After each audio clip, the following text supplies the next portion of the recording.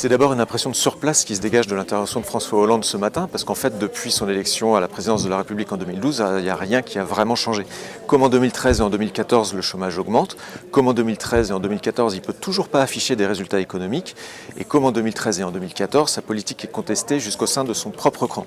Et comme les 2 années, depuis le début de son quinquennat, lui, il choisit d'accélérer. C'est le cas notamment avec la loi Macron, qui est énormément contestée par l'aile gauche du PS et qui vont sans doute à l'Assemblée nationale et à l'occasion du congrès du Parti socialiste en juin prochain, contester, critiquer, attaquer sa politique.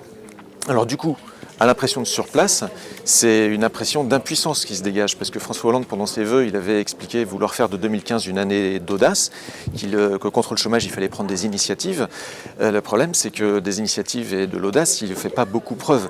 Il y a quelque chose de très simple contre le chômage, ce serait par exemple la suppression des seuils sociaux.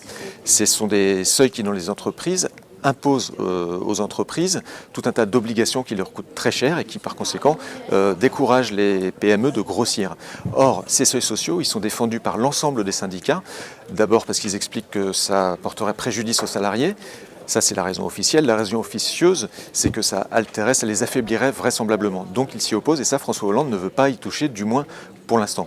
Alors, audace et initiative, pour l'instant, on ne voit pas très bien où elle se situe dans cette année 2015 qu'il commence aujourd'hui, qu'il a commencé avec ses vœux au soir du 31 décembre. Donc, impression de surplace, impression d'impuissance, et en fait, tout se passe comme s'il ne restait plus à François Hollande que la parole pour agir.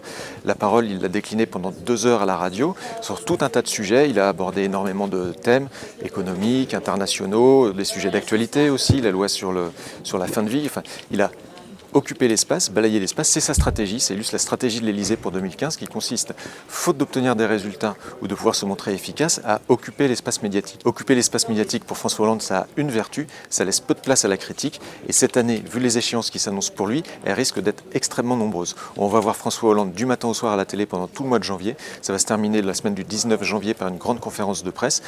Pendant tout le mois de janvier, il va occuper l'espace et essayer de laisser le moins de place possible à ses opposants et aux critiques pour entamer cette année dans des conditions qui ne sont pas forcément très favorables pour lui.